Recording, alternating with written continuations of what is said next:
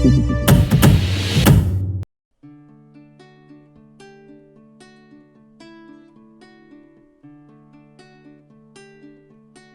संपादक जी, क्षमा चाहता हूं कि इस बार आपके दीपावली अंक के लिए लेख न भेज सका।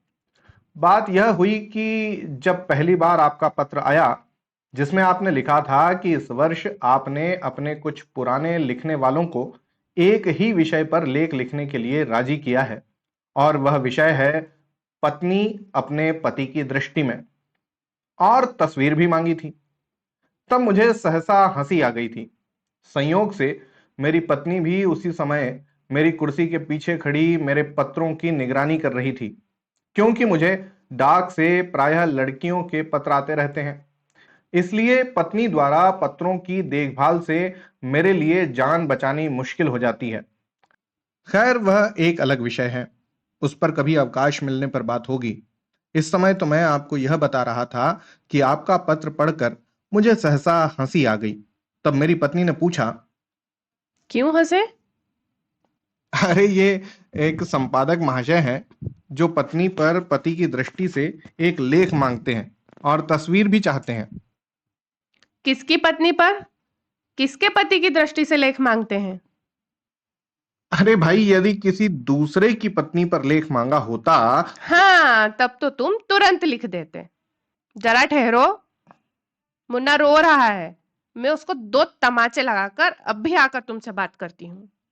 जब वह वापस आई तो मैंने कुर्सी जरा पीछे खिसका ली। वह बोली, हाँ, अब बताओ। वास्तव में मुझे तुम पर एक लेख लिखना है अपने दृष्टिकोण से। इसीलिए मैं हंस रहा था कि ये भले मानस संपादक इतना भी नहीं जानते कि विवाह के बाद पति का दृष्टिकोण भी वही हो जाता है जो पत्नी का होता है। फिर वह बेचारा जो भी देखता है, अनुभव करता है, बात करता है, आता है, जाता है, खाता है, पीता है, चलता है, बैठ जाता है, बैठकर फिर चलने लगता है, वह सब कुछ उसकी पत्नी के दृष्टिकोण से होता है। अलबत्ता विवाह के पहले पति का एक दृष्टिकोण होता है, लेकिन विवाह के बाद प्रायः समाप्त हो जाता है। केवल दृष्टिकोण रह जाता है। कुछ समय के बाद दृष्टि भी चली जाती है और केवल कोण ही कोण रह जाता है। मेरी पत्नी ने बड़ी गंभीरता से पूछा, क्या ये संपादक महोदय कुंवारे हैं? तुमने कैसे जाना? उसने मेरे प्रश्न का उत्तर न दिया। बोली, शक्ल सूरत कैसी है? देखने में तो अच्छा है, लेकिन कमाता क्या है? 300 रुपए मिलते हैं। तो बहुत हुए। तुमने तो किसी महीने मुझे 250 रुपए भी लाके नहीं दिए। तुम अपनी लड़की के विवाह की बात उससे क्यों नहीं करते? भली मानस, वह लेख मांग रहा है, मैं उसे अपनी लड़की दे दूं? इस तरह से तो वह साल में 3-3 बार विशेषांक निकाल लेगा। मजाक मत करो। घर में जवान जहान लड़की कुंवारी बैठी है और तुम्हें उसकी सूध नहीं है। जब देखो बेकार कलम चलाया करते हो। मेरे तो भाग ही फूट गए हैं। और वह अपने आंसू पोंछते हुए मेरे कमरे से बाहर चली गई। 2-3 दिन तक मेरा भी मूड बिगड़ा रहा। कई बार आपका लेख लिखने को बैठा, पर कलम चली ही नहीं। चौथे दिन आपकी सहायक संपादिका मुझसे लेख मांगने आ गई। मेरी समझ में यह बात नहीं आती कि जब आप एक नौजवान और सुंदर लड़की को सहायक संपादिका रखते हैं तो उसे विवाहित लेखकों के घर क्यों भेजते हैं और लिपस्टिक पाउडर आदि से सुसज्जित करके क्यों भेजते हैं। आपकी असिस्टेंट ने गहरे ऊदे रंग की कांजीवरम की बढ़िया साड़ी पहन रखी थी। हाथ में शांति निकेतन का चमड़े का बैग था।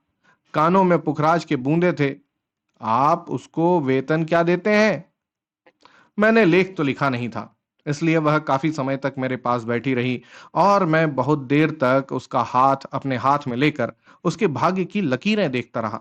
आपको शायद मालूम नहीं, मैं बहुत अच्छा ज्योतिषी हूं और लड़कियों का हाथ तो बहुत ही अच्छा देखता हूं। काफी देर बैठकर वह चली गई। इस बीच में मेरी पत्नी ने पर्दे के पीछे से 3-4 बार झांक भी लिया था।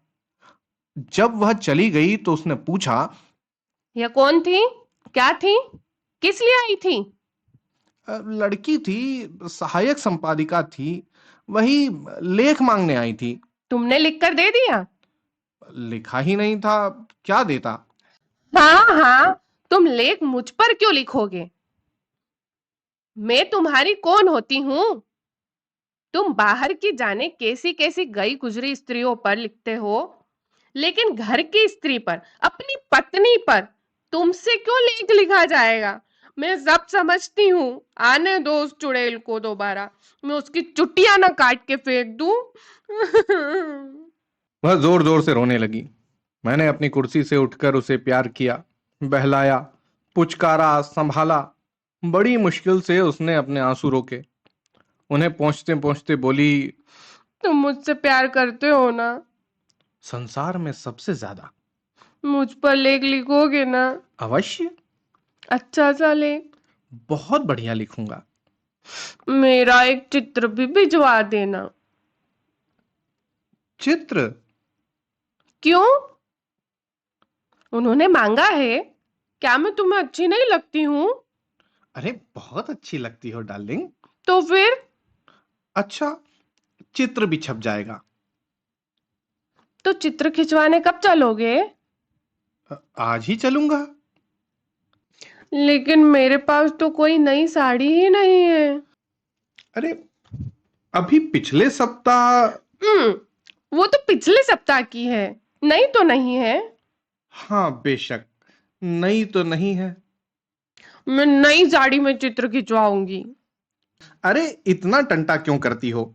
वह अपना पुराना चित्र भेज दो ना, जो बनारसी साड़ी में है। वाह, वो तो विवाह का चित्र है। 22 वर्ष हो गए। तुम भी क्या बात करते हो? तो बाजार से 17.5 रुपए की वायल की साड़ी ले लेंगे। फूलदार वायल की बहुत बढ़िया साड़ियां आई हैं। हम्म, मैं वायल नहीं लूंगी। मैं तो कांजीवरम की साड़ी लूंगी, वैसे ही उदय रंग की जैसी उस कलमुही ने पहन रखी थी। कांजीवरम की साड़ी? हाँ, कांजीवरम की साड़ी लूंगी, और शांति निकेतन वाला वही बैग जो उस छिनाल ने ले रखा था, और वैसी ही सैंडल, और वैसा ही प्योर मैसूर सिल्क का चमचमाता ब्लाउज, और कानों के वैसे ही बूंदे। और मैं टैक्सी में बैठकर चित्र खिंचवाने जाऊंगी। टैक्सी में। हाँ, अभी से कह देती हूँ। बस मैं नहीं जाऊंगी, नहीं तो मेरे सारे कपड़े खराब हो जाएंगे। औरों को टैक्सी में लेके जाओ, और मुझे।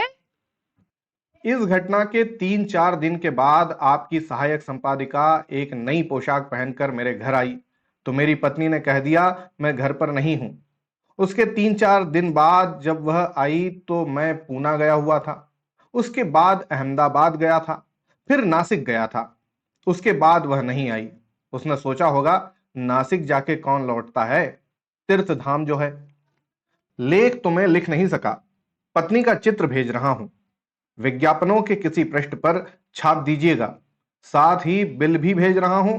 विवरण यह है: कांजीवरम की साड़ी 125 रुपए, पेटीकॉट सिल्क 21 रुपए, सैंडल 15.5 रुपए, ब्लाउज बेंगलोर आर्ट 18 रुपए 10 आने, बूंदे 135 रुपए, टैक्सी 9 रुपए 9 नए पैसे, सिनेमा 6 रुपए, दही बड़े की चाट 1.5 रुपए, कुल मिला के 331 रुपए 11 आने 3 नए पैसे।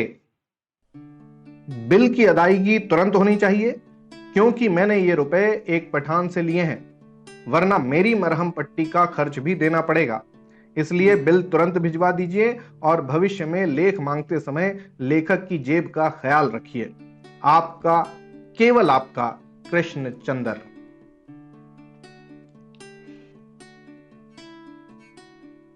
तो ये थी आज की कहानी, कृष्ण चंद्र की लिखी। कमाल की कहानी है, पत्नी प्रेम। आपको कैसी लगी जरूर बताइएगा। होती है अगली कहानी में मुलाकात, तब तक के लिए धन्यवाद और जय हिंद।